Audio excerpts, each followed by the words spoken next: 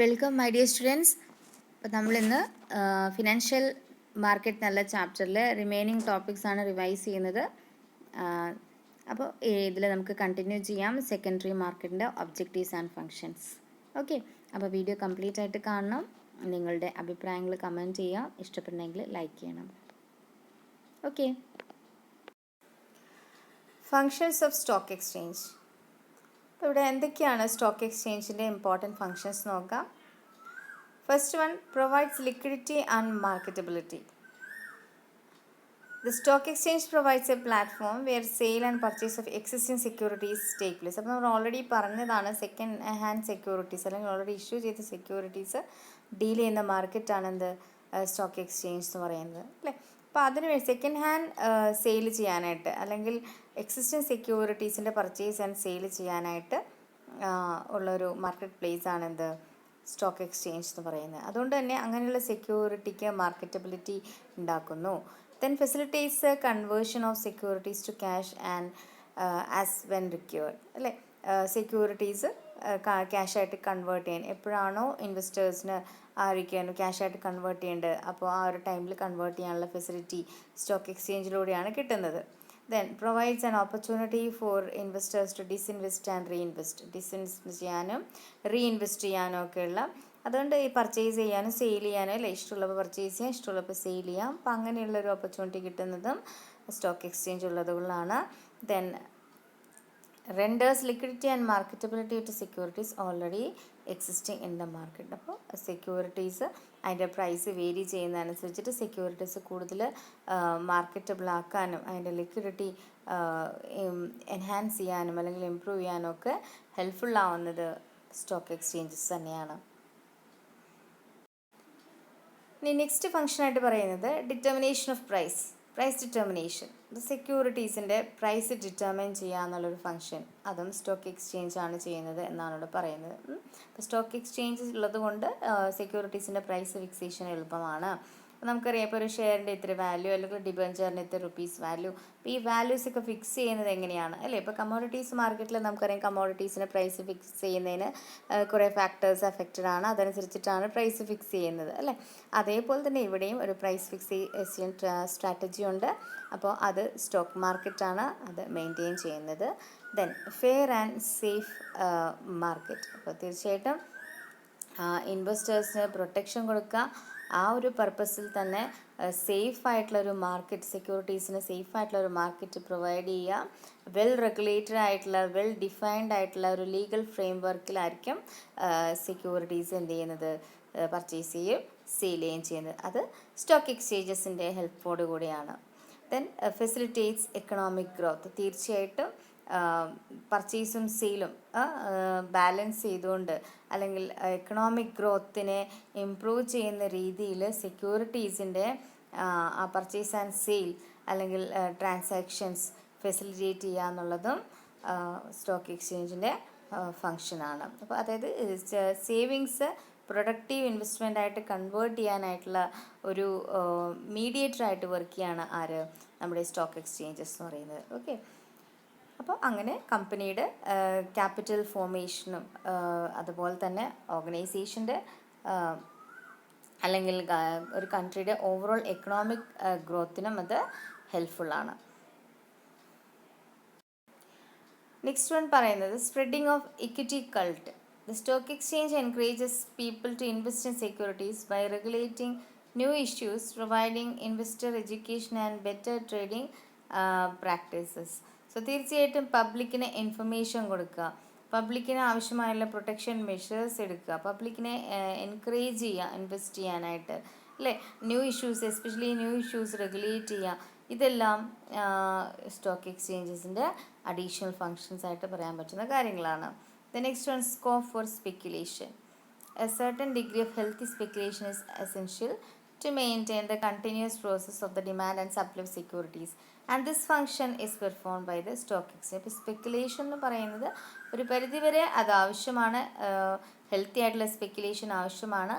അപ്പോൾ അത് ഓവർ ആവാതെ ഹെൽത്തി ആയിട്ടുള്ള സ്പെക്കുലേഷൻ ആയിട്ട് കൊണ്ടുപോകാനായിട്ട് ആ ഒരു ബാലൻസ് സ്റ്റേറ്റിൽ കൊണ്ടുപോകാനായിട്ട് ഹെൽപ്ഫുൾ ആവുന്നതും സ്റ്റോക്ക് എക്സ്ചേഞ്ചിൻ്റെ പ്രസൻസ് ആണ് സെക്യൂരിറ്റീസ് മാർക്കറ്റിൽ.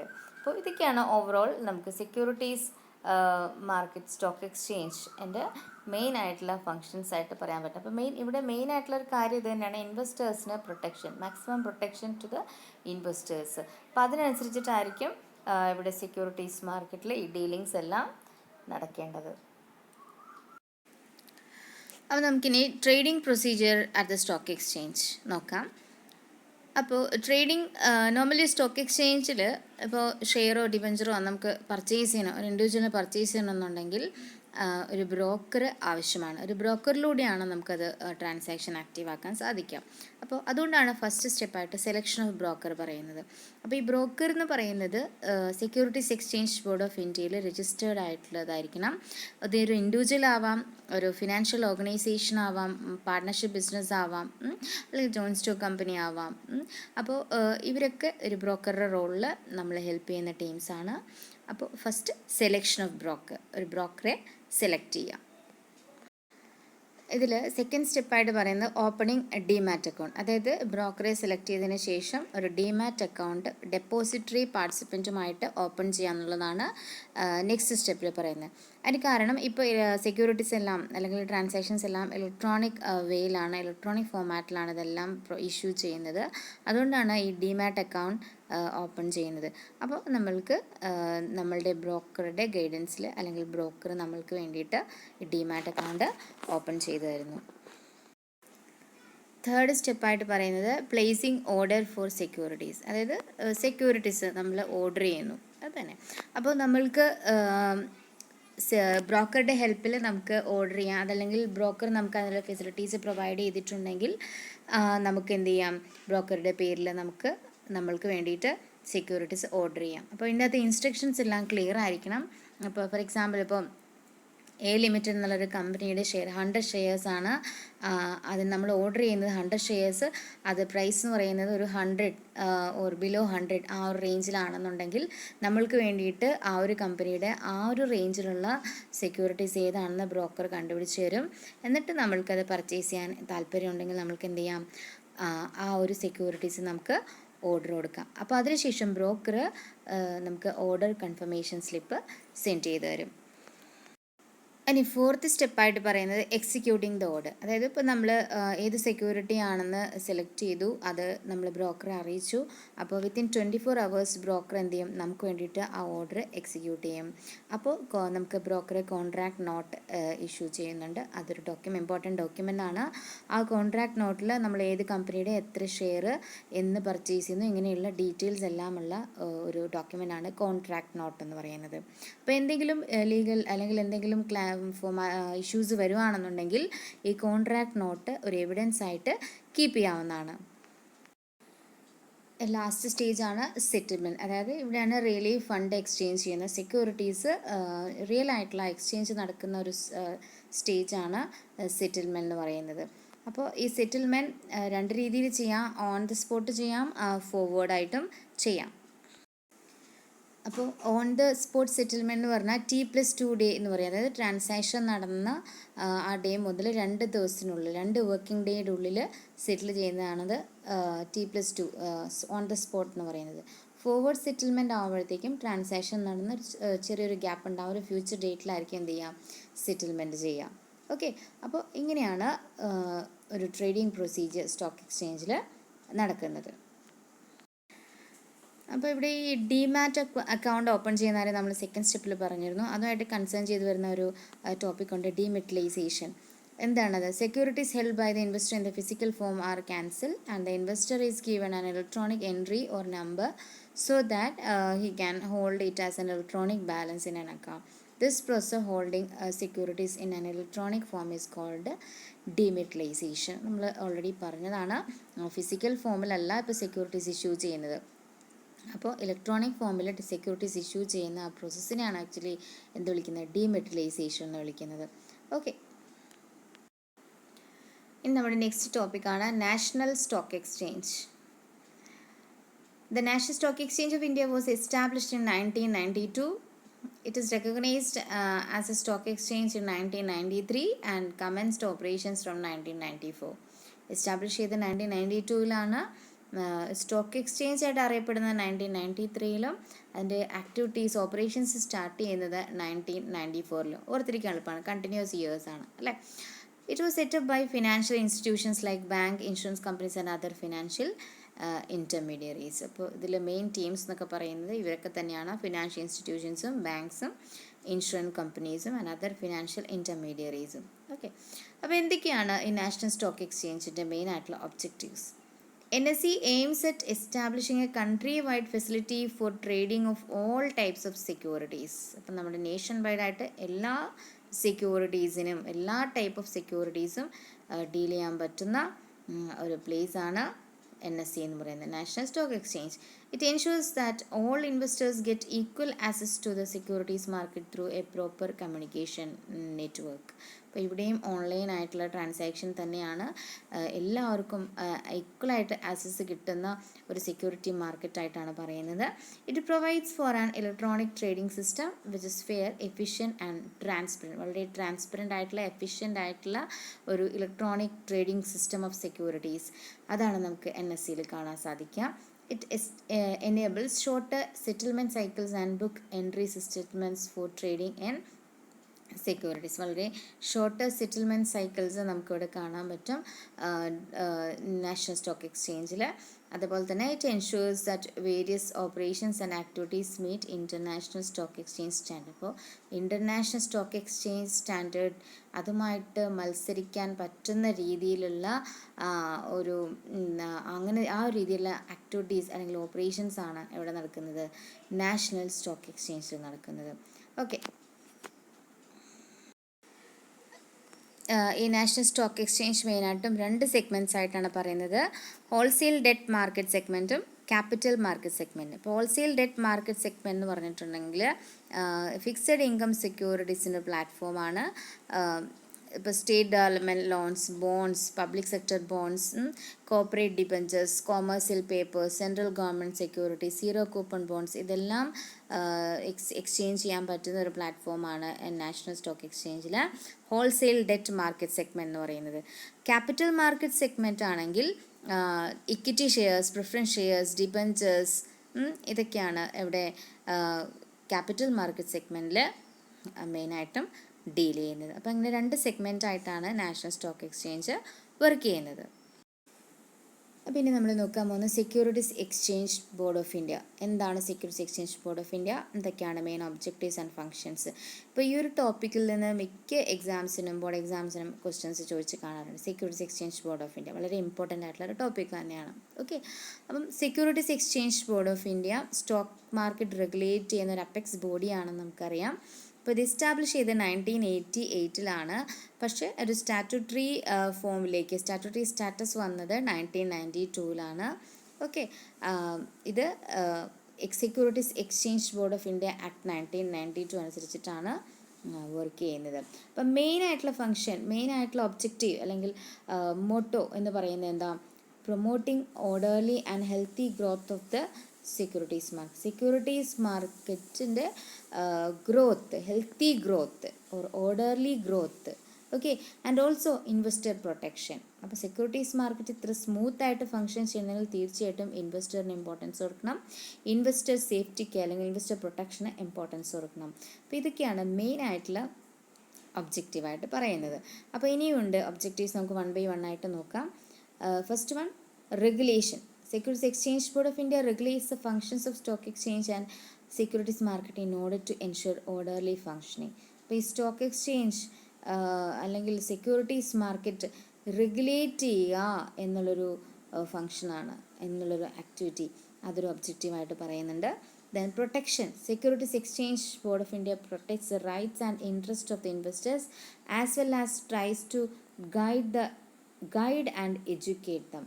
ഇപ്പോൾ ഇൻവെസ്റ്ററുടെ ഇൻട്രസ്റ്റ് പ്രൊട്ടക്റ്റ് ചെയ്യുക, അവരുടെ റൈറ്റ്സ് പ്രൊട്ടക്റ്റ് ചെയ്യുക, അതേപോലെ തന്നെ ഇൻവെസ്റ്റർക്ക് ഗൈഡൻസ് കൊടുക്കുക അല്ലേ. ഇപ്പോൾ നമ്മൾ കമ്മോഡിറ്റീസ് മാർക്കറ്റിൽ നമ്മൾ പറയുന്നത് consumers R treated as the king എന്ന് പറയുന്നുണ്ട്. അപ്പോൾ അതേപോലെ തന്നെ ഇവിടെ ഇൻവെസ്റ്റേഴ്സ് എന്ന് പറഞ്ഞാൽ ഒരു രീതി പറഞ്ഞിട്ടുണ്ടെങ്കിൽ ഈ കമ്പനീസിൻ്റെയൊക്കെ ഷെയർസ്, ഡിബഞ്ചേഴ്സ് അല്ലെങ്കിൽ സെക്യൂരിറ്റീസ് പർച്ചേസ് ചെയ്യുന്ന പേഴ്സൺസ് ആണ് അല്ലേ. അപ്പോൾ ഇവിടെയും ഇൻവെസ്റ്റേഴ്സിനാണ് ഇമ്പോർട്ടൻസ് കൊടുക്കുന്നത്.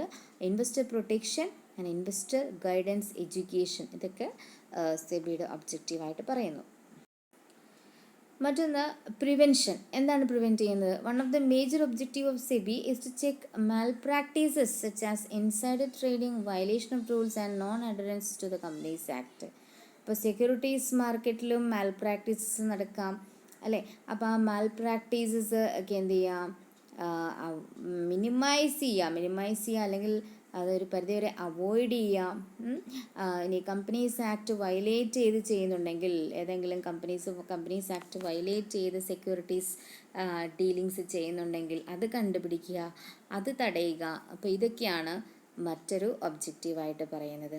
Okay, then code of conduct. SEBI provides a code of conduct for the trade practices of various intermediaries such as brokers and merchant bankers. It keeps a check on the activities of these intermediaries and provides them a competitive and professional environment. Okay, അപ്പോൾ ഇവിടെ ഈ securities മാർക്കറ്റിൽ players ആയിട്ട് വരുന്ന പല ടീംസും അവരെയൊക്കെ regulate ചെയ്യാം, അല്ലെങ്കിൽ ഇവരെയൊക്കെ ഇൻ്റർമീഡിയറീസ് നമ്മൾ വിളിക്കും. ഇൻ്റർമീഡിയറീസിനെ റെഗുലേറ്റ് ചെയ്യാം, അതേപോലെ തന്നെ അവർക്ക് അവരുടെ ആക്ടിവിറ്റീസ് ഇമ്പ്രൂവ് ചെയ്യാനായിട്ടുള്ള ഒരു കോമ്പറ്റീറ്റീവ് സ്പിരിറ്റ് പ്രൊവൈഡ് ചെയ്യുക, ഒരു പ്രൊഫഷണൽ എൻവയോൺമെൻറ്റ് ക്രിയേറ്റ് ചെയ്ത് കൊടുക്കുക. ഇതൊക്കെയാണ് സെബി പ്രൊവൈഡ് ചെയ്യുന്ന, അല്ലെങ്കിൽ സെബിയുടെ മെയിനായിട്ടുള്ള ഒബ്ജക്റ്റീവിൽ വരുന്ന മറ്റൊരു കാര്യം. അപ്പോൾ നമുക്ക് എന്തൊക്കെയാണ് ഇനി സെബിയുടെ ഫങ്ഷൻസ് നോക്കാം. അപ്പോൾ നേരത്തെ നമ്മൾ ഡിസ്കസ് ചെയ്ത ഒബ്ജക്റ്റീവ്സ്, ആ ഒബ്ജക്റ്റീവ്സ് അച്ചീവ് ചെയ്യാൻ വേണ്ടിയിട്ട് സെബി ചെയ്യുന്ന ഫങ്ഷൻസ് ആണ്. അതിൽ ഫസ്റ്റ് വൺ റെഗുലേറ്ററി ഫങ്ഷൻസ്. അപ്പോൾ ഈ ഒരു പേരിൽ, ഫംഗ്ഷൻ്റെ പേര് regulatory function, regulation, that means ഒരു കൺട്രോളിങ് ഫങ്ഷനായിട്ടാണ് ഇവിടെ പറയുന്നത്. എന്തൊക്കെ? രജിസ്ട്രേഷൻ. ഇപ്പോൾ നമുക്കറിയാം ഈ ബ്രോക്കേഴ്സ് അല്ലെങ്കിൽ സബ് ബ്രോക്കേഴ്സ്, ഏജൻറ്റ്സ്, അത് ആരൊക്കെയാണോ മാർക്കറ്റിലെ പ്ലെയേഴ്സ്, സെക്യൂരിറ്റീസ് മാർക്കറ്റിലെ പ്ലെയേഴ്സ്, അവരൊക്കെ രജിസ്റ്റേർഡ് ആയിരിക്കണം അല്ലേ? അപ്പോൾ ഇവർക്കൊക്കെ രജിസ്ട്രേഷൻ കമ്പൽസറി ആക്കി രജിസ്ട്രേഷൻ കൊടുക്കുക എന്നുള്ളതാണ്. അതേപോലെ റെഗുലേറ്റിംഗ് ദ വർക്ക്. ഇനി രജിസ്ട്രേഷൻ കൊടുത്തു കഴിഞ്ഞിട്ട് ഇവരെന്തെങ്കിലും എങ്ങനെയെങ്കിലും ചെയ്തോട്ടെ എന്നുള്ളതല്ല.